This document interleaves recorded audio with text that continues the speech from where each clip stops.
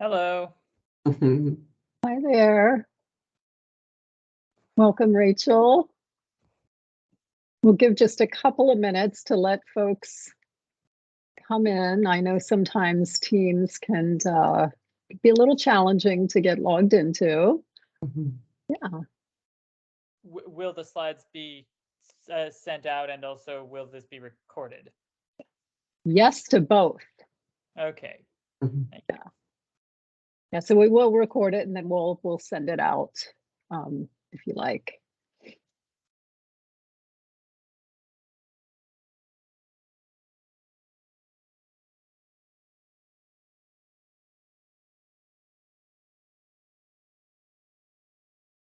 Well,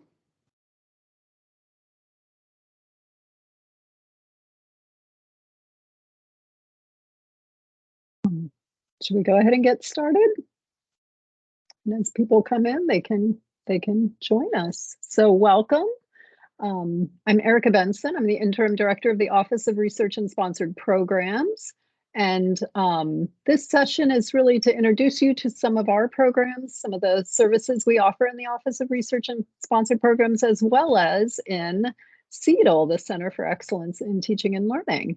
And to start, I'd like to have all of us just introduce ourselves, say what your name is, what your department or unit is, and one thing that you've done in January to rejuvenate.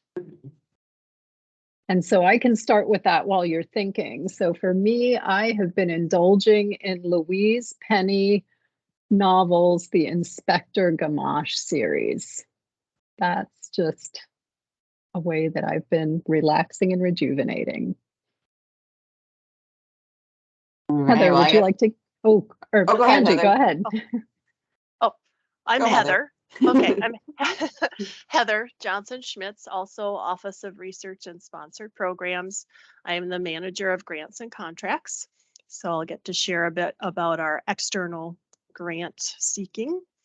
Something in January that I'm doing just kind of fun is I'm reading Harry Potter. I missed that whole wave when it first happened, and I know it's had several waves of popularity since, but I'm catching it now. I know I'm not the target audience, but I am enjoying it.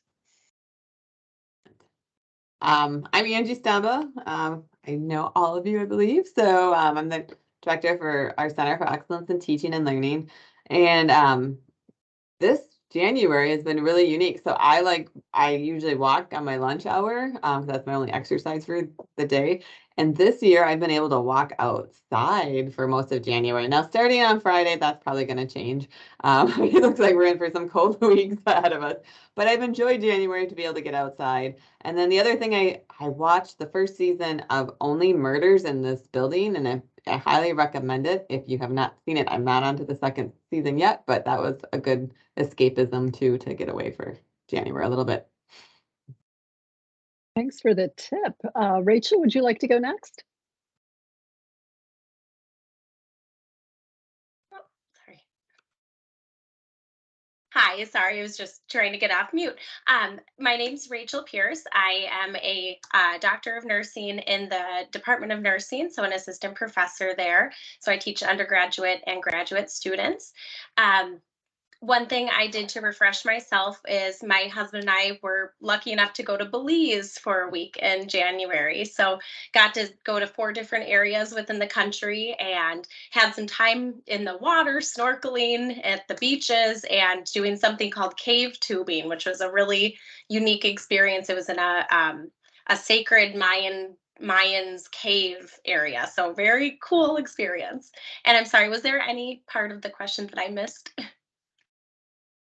You got it all. Great. Thank you. Thanks, Rachel. Yes, welcome. Jennifer. Yeah, Jennifer, how about you next? Hi, I'm Jennifer Smith. I am in biology, and to refresh and connect, it was my first semester here. And so I spent a lot of time walking around the town with my dog on sort of 2-hour walks in various directions in the snow, and it was great fun. Yeah.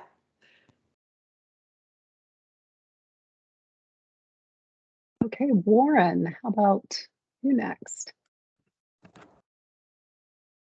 Okay, yeah.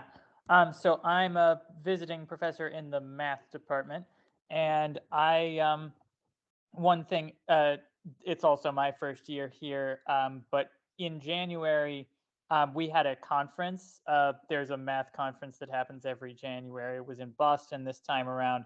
But after it, I visited some cousins that live in the Boston area, and I also took the train back from Boston to Chicago. They left too many lights on overnight, but nonetheless, it was a pretty relaxing and fun thing, especially after a busy conference. What an adventure. All right, so Marie. Hi, I'm Marie. I'm in the nursing program. I'm over by Marshfield though. I started the tenure track this fall, so I'll be doing more research here. So Refresh Connect, it sounds like, over winter break, during my kids' break, we went to Wisconsin Dells and went to Mount Olympus, the water park and things. So I guess that's kind of refreshing and reconnecting. Thank you. And Molly. Hi, I'm Molly Bonlander. I teach in the social work department. This is my first year. I just finished my second full semester, and I am inferring the question as something we did to Refresher Connect. So I got to spend just some good family time over the break. I have a 14-month-old son who is learning how to walk better, and so it's just kind of fun to get to play with him and things like that. Rachel K. Sorry, I just got in the door to my house, so I missed whatever we're supposed to be doing. Just introducing yourself, your department, and something that you've done in January to rejuvenate or refresh. Okay. Hi, my name is Rachel Kleiss. I teach in the Department of Kinesiology, and this is my first year, so I've only been here for a semester. And I actually just got home from shooting some baskets because I'm going back to my college this weekend to play in our first women's basketball alumni game. So we'll see how that goes. Well, best of luck to you. All right. And Thanks. Linda. Hi, I just joined to see what this was all about. My name is Linda Sargent. I work in the Department of Nursing. I've been at the UW for 11 years now, but I figured there was always something new to learn from this presentation. So I just was kind of curious about what you had to say today. Wonderful. Well, thank you all for joining. And we're going to leave plenty of time for questions, but feel free as we're going along to ask questions. If you have them, feel free to interrupt us and ask them as they come up as well. So again, my name is Erica Benson, and I'm going to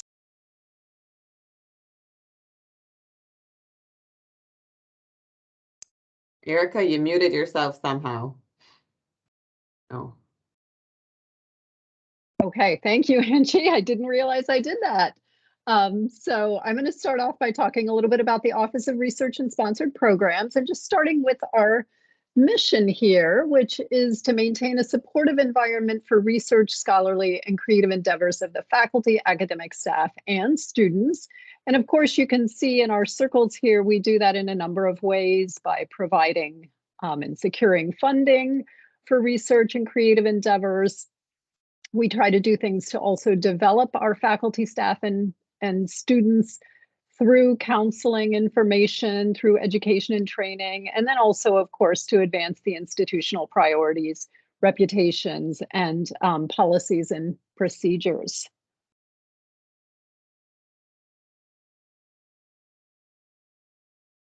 And so next I'm going to talk about 3 categories of internal grants that ORSP provides.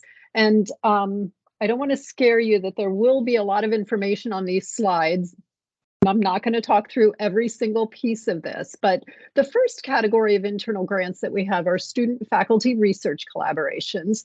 So with all of these, there is an expectation that there's also at least one student who is collaborating with a faculty or staff member on the project.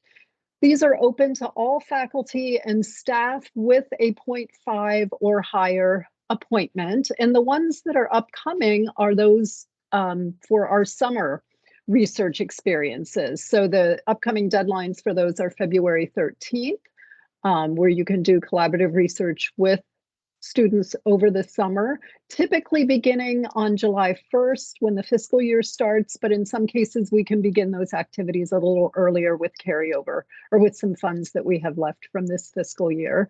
If you're interested in international research, we have a program for that. If you're interested in biomedical research, collaborations with Mayo, working with students who come in as first-year students under that program. And then we also have the general student-faculty research collaborations during the academic year, as well as our diversity mentoring program that is an opportunity for working with underrepresented students and increasing their participation in research. And those can be done during the academic year or over the summer as well. Any questions about those before I go on?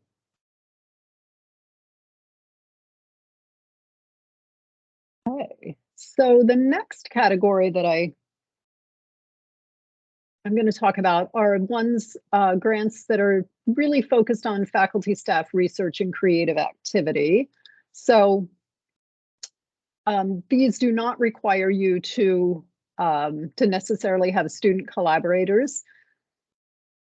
And they can be in the form of either funding, research support, or in some cases, a course reassignment. So with the University Research and Creative Activity Program, what we refer to as the URCA program, you can get either funding or a course reassignment during the academic year. Others here, the sabbatical leave program, of course, is giving you an opportunity to take a break from teaching and your service obligations to focus on research. And then I'll highlight the last one there, the small research grant, which is a grant that's up to $500 that you can get to support a project that you're working on. That could be used for a variety of purposes. It could be used if you have a short-term project that you might want some student assistance with, or maybe you need to purchase some supplies for a project you're working on. That one is pretty open in terms of what you can do with that. And I'll pause there for any questions on this one. All right. And then the third category of internal grants that we have are our professional development grants. So we have several different types, again, here for professional development for faculty and staff. If there's a workshop or say a conference that you want to go to do some professional development, to attend a special session, or you have a special project you want to work on, that would come under the workshops and special projects travel. Maybe you want to invite a speaker, an artist to campus to give a presentation or some workshops. That would come under the guest lectures, artists, and other professionals, or under the Visiting Minority Scholars Program. Those two grants are really quite similar. The Visiting Minority Scholars Program, of course, is supporting bringing people who will focus on issues of EDI to campus. So in the first grant, the workshops and special projects, that's really about you getting some professional development. And the other two are about getting some professional development for you and others on campus as a way to facilitate that. And we have a deadline of the first of every month for these programs. And all of the grants that I've talked about are on our website, so you can find out more information there, a wealth of information on the website about those, as well as recent recipients of the awards. And so we have typically the past 2 years of award winners for each grant up. And if you're interested, you can always reach out to them as well if you would like to see what their proposals look like. And we can also help you with securing some of those proposals if you have an interest. So any questions at this point? I have one. Thank you for that. For the Visiting Minority Scholars Program, what's the typical duration of a scholar's visit? Typically, it's maybe a day that they're here for a day. They do a workshop or a lecture. We like to make sure that one of the events is open to the public, and that it's going to reach a wide audience. Yeah. Perfect. Thank you. Thanks, Jen. Yeah. Okay, I'm going to turn things over to Heather now. Thank you. Thanks, Erica. So quick question for the group. If you've ever written a grant, big, small, medium, doesn't matter. If you've ever written a grant, just raise your hand or use the React and give a thumbs up. I'm gonna scan you. Oh, I got, okay, Jennifer, I've got Angie. No, or not yet, and that's okay. I got Linda, great. Okay. So people are at all different places on their grant seeking journey, and ORSP is here to help you no matter where you're at. External grants, they have a whole range. Maybe there's a private foundation that's offering a grant for a few $100s, or there could be that big federal agency that's offering a grant for several $100,000. There's a whole spectrum, and we're here to help no matter where you fall on that spectrum. And if you could click, Erica, I think it'll start to list. You can go ahead and show them all. So what's going to appear is just, a summary of the services that we offer when it comes to external grants. And you can skim through those, but at the end of the day, once again, we're here to just help you at any point. Whether you're brand new to grants, maybe you're curious about grants, but you're not sure what opportunities are out there. We can have a chat and I can do a search and come back to you with some grant opportunities. Maybe you are planning a proposal and you need to talk more about the nuts and bolts, or get help with the budget, or just learn about how do we submit proposals here on a campus. We can talk about that. Or sometimes you maybe want to reach out to a granting agency, but you're not sure how. Who do you contact? What kind of questions are okay to ask? Or how do you start those conversations? We can help with that too. And one of my favorite things to do is to meet with faculty and academic staff to learn more about your research interests and what your goals are. And then we go from there. So I do make that open invitation for you to reach out, schedule a meeting so that we can start the conversation. Any questions about that, quick summary or any of these bullet points that you see on the slide? Okay.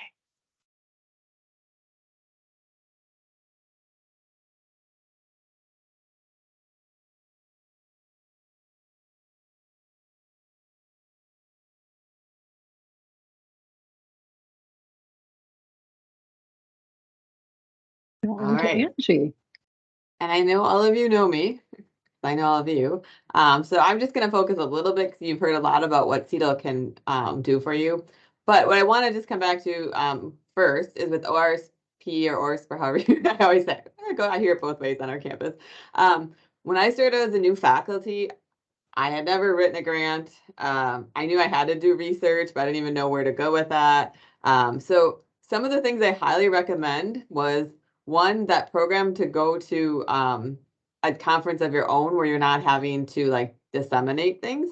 So I took advantage of that right away, where I actually went to a nurse educator conference and wrote, and I could be a participant, and it really had quite an impact on how I taught and what I did. So think about those as opportunities early on here in your career.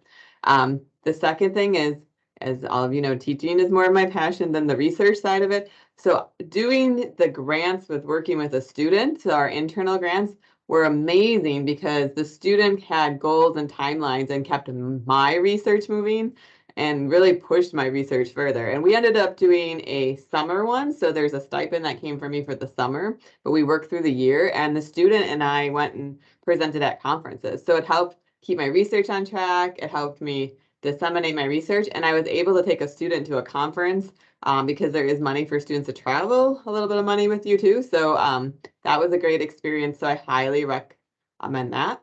And when it comes to external grants, like I don't even know what would be in an external grant. Like what can you actually ask money for? So there are things, you know, to have time away from your teaching contract. They might buy out part of your teaching contract. It's not just the supplies, but it's also bigger picture things of what you need access to. So even if your idea is not really that formed yet, or you kind of know in general, highly recommend that you meet with Heather because they do this all the time and they know all the possibilities and I didn't. So even if you're not sure how soon you want to start working on any of that, it's a great opportunity because that office is so vital to my success as a faculty member because research was my big weakness, but that they were able to help me in the process. So that was my little plug, but actually that it had a great impact. So I just want to make sure that you're not like, I should know this, because no, you don't need to know that. They know that. So that's where I go get all the help. But what I was just going to talk about the 3 things that we may not have touched on when I saw you all at Teaching Academy. One is that Scholarship of Teaching and Learning grant. So this is a collaboration that we do together. But this focused specifically on working with your undergrad student on a teaching project. And so you'll see this year we have 2 different options. One is right straight on like research question of looking at a teaching practice that you do. And then the other is looking at designing a course and how we can assess that and still have that SOTL part of it. Either of those things, if you're interested in working on students and you're kind of like, I need to figure this out a little more, come set up a time with me and we'll talk through it. I know they're due pretty soon here in February, but you'll find all of these internal grant processes are really straightforward. They're not meant to be complicated. They're meant to ensure that you're successful. So if you're like, wow, that's coming up really quick and I have the whole semester, if you think you would like to start working on some research this summer, I would encourage you to meet with either one of our offices.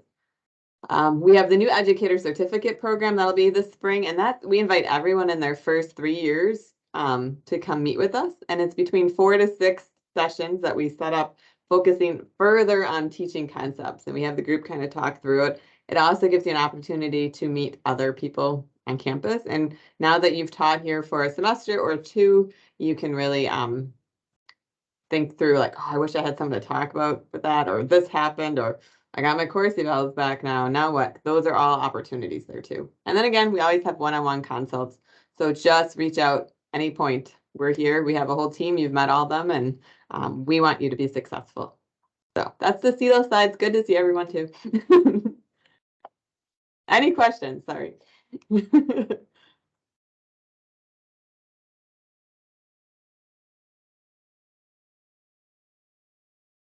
I guess I do, if that's okay. I was wondering, does CETL also help with any of the other grants, like the Bliss grant, the Summer grant, the Nevins, some of those particular, or I don't know, I guess if those are department specific? We can always help work through like what the application is or the ideas, and same with like, those are internal in the sense they're from like our individual college, but we're happy to help walk through. But it would probably be a combo, like only because I'm from nursing, I know theirs a little bit better, but Eric and Heather also have the expertise of like, this is what they're usually trying to get at. And so how to succinctly, so it could be a combination, but we go back and forth between each other all the time to be like, no, I think you need to talk to Heather on this one. So just reach out if you want to. So the grant is an internal college grant, but yes, they can help. Okay, thank you so much.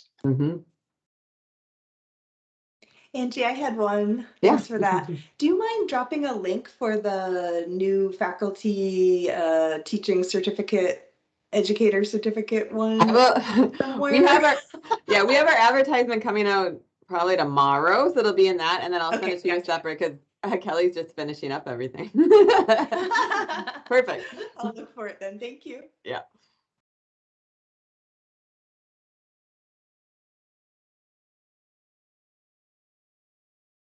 Other questions?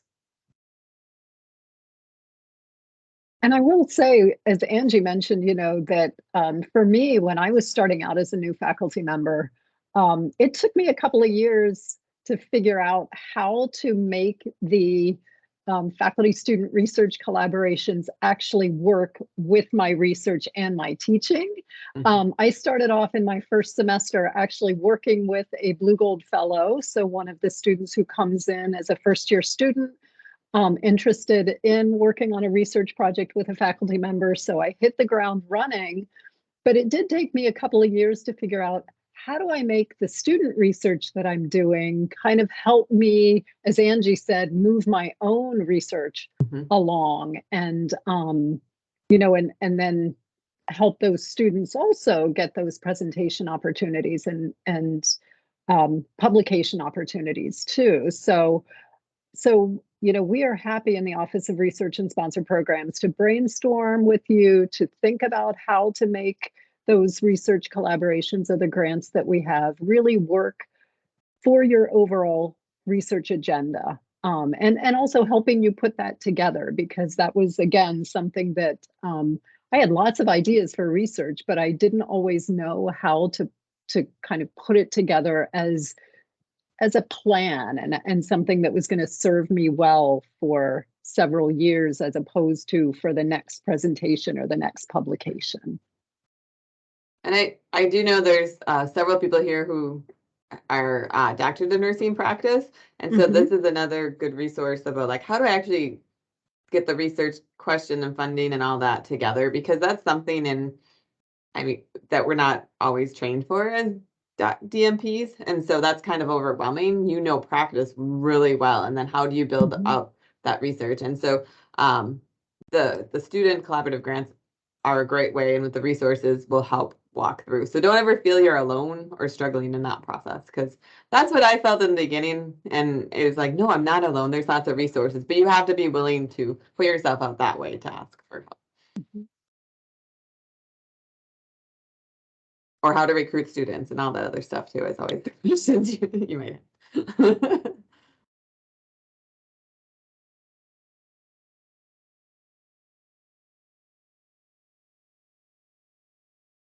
Any other final questions? I have a question that is a little bit specific to my situation, is that I have a field research project in California, and I have been engaged in summer field work at an institution that was closer by. And now I'm hoping to bring students, you know, from here out to the Bay Area of California. There's cost involved both for housing and travel. And I've been trying to be creative in terms of the internal support systems around that. And I found the cultural immersion piece. And of course, the Bay Area is very diverse in terms of the different types of people that are there. And I'm curious whether, as a biologist, that might be something where we go into, I don't know if we go to the Castro or what, but we, whether how that might work and what that looks like. 'Cause it seems like a lot of the programs have been more about language acquisition or something like this. So I don't know who to talk to about that, if that's a good way, or other support for travel and housing for students. They can do the stipend, but the cost of living is quite a bit. So yeah. Yeah, that's a challenge under I would say, under the internal grants that the Office of Research and Sponsored Programs offers, because we don't have much in the way of supplies and travel funds for exactly what you're talking about, Jen. Jeff DeGrave, Degrave.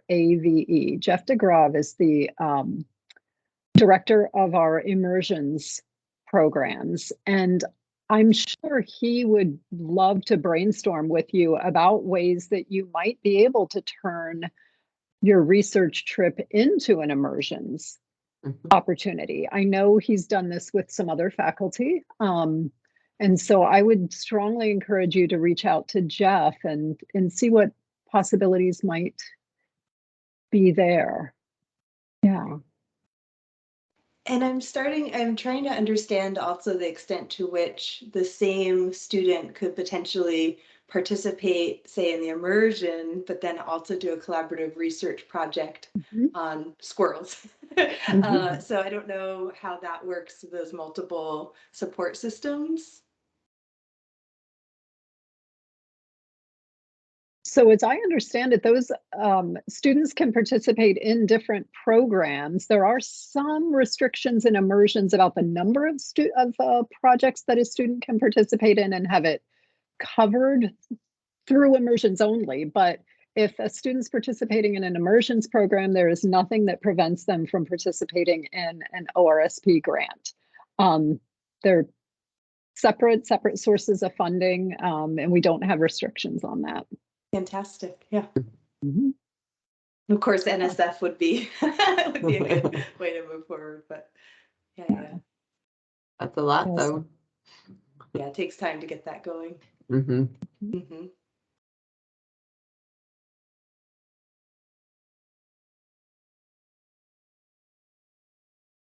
Other questions? Any grants you'd like to hear more about, or programs that you'd like to hear more details about? As I said, our website has a wealth of information, as the CETL website does too.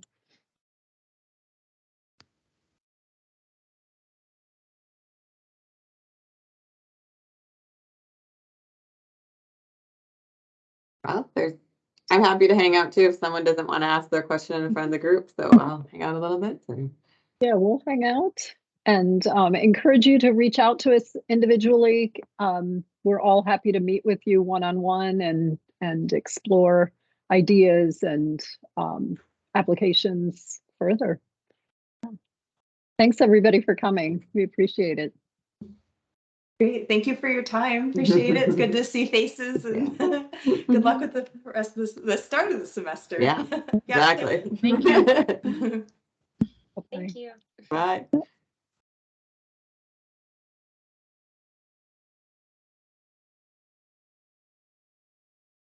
right.